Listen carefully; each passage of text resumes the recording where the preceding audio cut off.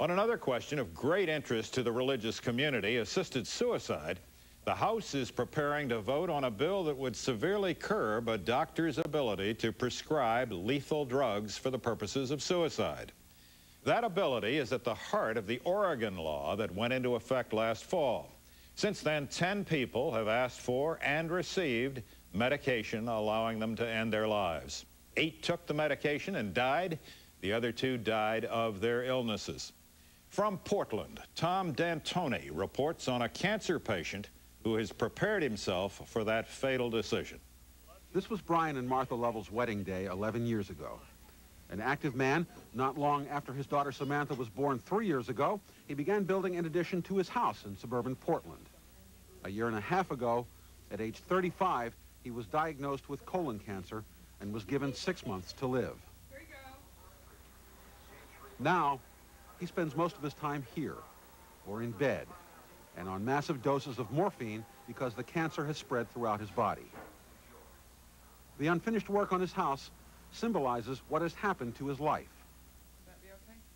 When he has the strength, he tries to spend as much time as he can with Samantha and his stepson Matt, who is beginning his senior year in high school. Brian and Martha are ready to use Oregon's death with dignity law. It'll just be some point when we make a decision that my quality of life is no longer worth living. And it's time to leave. Get them feet covered up. You know, that little girl is my pride and joy, and I want to see her grow up as far as I possibly can. So I don't want this death with dignity law so I can end my life early, because I'm greedy. I want to see her grow up as far as I possibly can. But on the other hand, if things get bad at the end, I'm racked with pain and can't feed myself, got tubes and stuff coming out of me, I don't want that to be her last thoughts and visions of me either.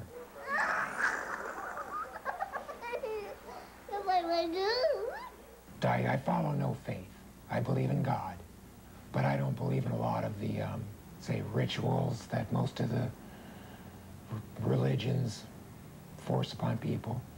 I just believe that I believe in God, and I believe you should live the best life you possibly can. I just don't understand it. I never will. But that doesn't mean that I've lost my faith in God either, because that's what gets me through. I mean, our daughter, she was born 2 months early. She almost died. And we had a rough time, but she made it through. And every day I look in her eyes, I know there has to be a God, because she's our little miracle, because she made it. And now this happens, and, you know, but you still have to have your faith, and you still have to believe that there's a reason. This is the Oregon Death with Dignity law. 4.5 pages, not very complicated as far as laws go. There is a form here that Brian would have to fill out. Request for medication to end my life in a humane and dignified manner. I understand the full import of this request, and I expect to die when I take the medication to be prescribed. It says I make this request voluntarily and without reservation, and I accept the full moral responsibility for my actions. And then he signs it. Once he signs it, there is a 2-week waiting period before the drugs are available. Most of the opposition to Oregon's Death with Dignity law came from religious organizations, particularly the Catholic Church. Auxiliary Bishop Kenneth Steiner was in charge of the Archdiocese of Portland during the ballot measure campaign. We're not free to take our own life, which is a gift from God. We're stewards of our life. Not all religious leaders oppose the law. Reverend Donald Miller is an outspoken advocate. He saw his father die in agonizing death and felt powerless to end the suffering. I don't see any good purpose being served for God, for humankind, for anything by letting suffering, miserable people just go on and linger. Is that not suicide? Yes, suicide. Yes, it is. I can't find a place in the scriptures that forbids suicide. There's nothing clearer than thou shalt not kill. There's, no exceptions, no thou shalt not kill. If you had to say one thing to the religious leaders who are against this law, what would it be? What gives you the right to make up my mind for me? This is my, this may be a decision I want to make. And if I do make that decision, it won't affect you in any way. decision. You have no right to take that away from me. Brian still brushes Samantha's hair every night. It is one of the ways he measures his quality of life.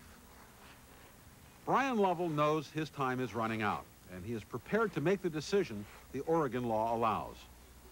For Religion and Ethics News Weekly, I'm Tom D'Antoni in Portland, Oregon. Brian Lovell has now signed the request for medication form, and 2 doctors have signed it. This means the process that will allow him to end his life is underway.